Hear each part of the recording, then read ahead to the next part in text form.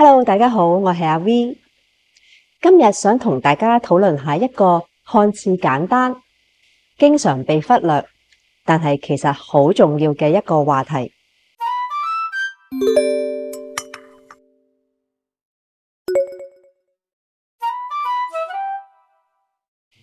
就係尊重啦。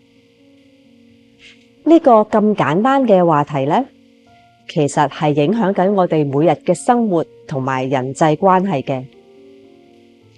你哋有冇試過俾人放飛機呢？係臨時放飛機嗰隻喎。我最近就有個故事可以同大家分享啦。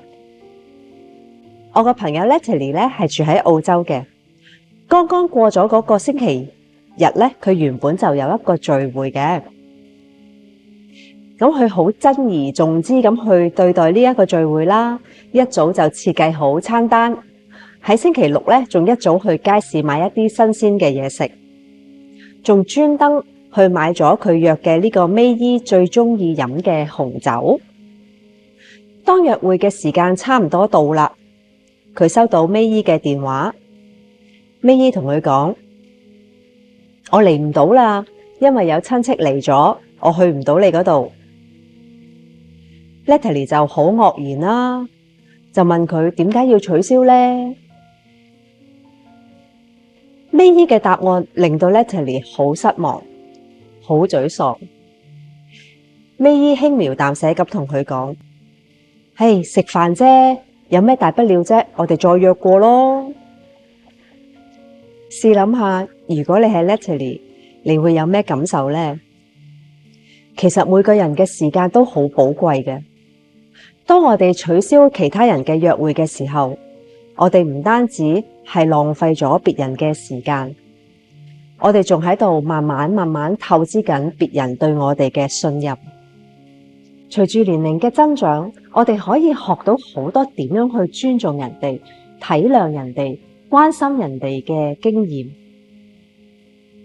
我哋點樣可以體貼、更加關心身邊嘅朋友嘅感受？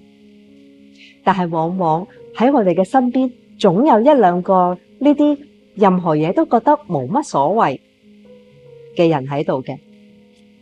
有時呢啲人會令到我哋覺得不知所措，或者甚至乎唔開心啦。如果你有呢一啲朋友呢，咁啊你要諗下，或者點樣去適應同佢哋繼續交往啦。但如果你係呢一啲咁冇所謂嘅人呢，自己就要注意下啦。講到尊重呢，最近英國就發生咗一件好有趣嘅事。一個住喺英國嘅香港人，將自己做嘅手作品放咗喺窗台啦。鄰居見到之後，照板煮碗咁做一個，放咗喺自己嘅窗台上面。呢件事呢，就令到我諗起一句說話啦。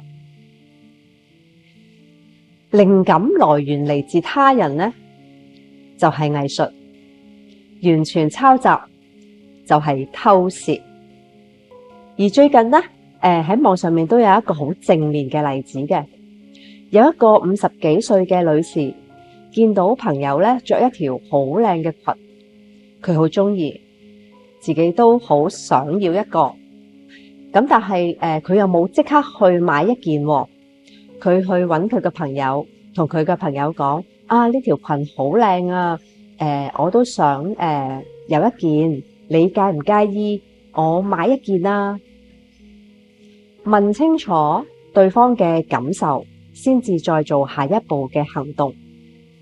咁佢呢一件事咧喺網上面咧就賺咗好多個讚啦，因為佢表現咗一個最基本、最珍貴嘅尊重。最珍貴對朋友嘅尊重。我覺得年紀越大咧，就好多時有啲朋友咧，反而會忽略咗呢一個問題。有陣時就唔係幾理其他人嘅感受。我哋有陣時喺新聞都會見到一啲年紀大嘅人咧，點解佢哋喺巴士上面可能做一啲嘢，我哋覺得麻麻地喎咁樣咧，可能佢哋會諗年紀都咁大啦，唔好計較咁多嘢啦。其實啱啱相反，年紀越大，我哋越應該以身作則。我哋會有仔女㗎，我哋亦都會有孫仔㗎。越成熟，越要展現成熟嘅情商。一個著名作家寫咗一本書，叫做《高效能人士的7個習慣》，裏面講過，尊重唔係一個可有可無嘅禮貌，而係人際關係嘅基石。無論幾大年紀，我哋都要記住呢一句說話。尊重係好影響我哋嘅人際關係㗎。一旦我哋表現出唔對人哋尊重咧，好容易就令到朋友之間嘅信任冇咗啦，聯繫亦都會慢慢減少㗎。另外，亦都好影響一個人嘅品格。長期俾人覺得你缺乏尊重，人哋會覺得你冇教養啦，缺乏基本嘅公德心啦。呢一樣嘢會令到人哋對你嘅形象，喺人哋心目中嘅形象，你會變得好差咯。而最重要一樣係我個人覺得都幾嚴重嘅，我哋嘅行為係會好影響我哋嘅家庭教育嘅。我哋嘅行為往往咧就源於童年嘅時候接受嘅教育。如果從細冇人教到你點樣尊重人啦，咁可能你將來咧就唔會培養呢個咁好嘅品性噶啦。但係作為中年人嘅我哋喺社會做咗咁多年嘢，見過咁多人，其實都可以學到好多基本嘅禮貌同尊重別人嘅行為啦。所以無論原生家庭係點，都唔可以賴噶啦。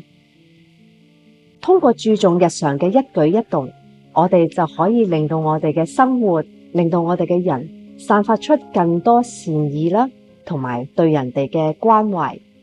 我建議大家記低以下落嚟呢幾點：一、約會預先約定好，如果要取消，至少提前1日。第二，欣賞人哋嘅創意嘅時候咧，記住要正面回應，俾一啲認同對方。三，喺社交媒體分享人哋嘅時候，要記得標明來源，或者講句多謝分享啦。雖然喺社交媒體大家分享得出嚟，擺得出嚟係唔介意大家去學去做同樣嘅嘢嘅，但係我哋尊重自己，尊重別人，都寫返一句多謝分享。第四，想模仿人哋嘅嘢，或者買人哋相同嘅衣服，或者買人哋相同嘅用品都好啦，最好有禮貌咁問清楚啦，或者多謝人哋俾咗一啲靈感你啦。最後我都想同大家分享一個小故事。上個星期我參加咗一個生日派對啦，見到有一個伯伯着得好整齊，佢仲要係好早到嘅。等齊人啦，我哋開始切蛋糕啦。我就去問伯伯啦，伯伯，點解你咁早到啊？你等咗好耐咯。跟住伯伯就同我講啦，我覺得準時到現場係對主人家嘅基本尊重。嗰一刻咧，我真係覺得感受到尊重唔係一個好空泛嘅言辭，好空泛嘅概念，而係實實在在去用行動去行動證明嘅。尊重唔單止係對人哋嘅禮貌，對人哋嘅禮遇，仲係表現自己品格嘅時候。就好似我哋讀書嘅時候都會講，都學過己所不欲，勿施於人。我哋都想人哋對我哋禮貌，對我哋尊重㗎。我哋可以唔同任何人深交，但係就盡量唔好去傷害別人啦。記住喺生活入邊時時刻刻尊重，保持尊重他人嘅心態，因為尊重唔係一個選擇，而係必要嘅品格。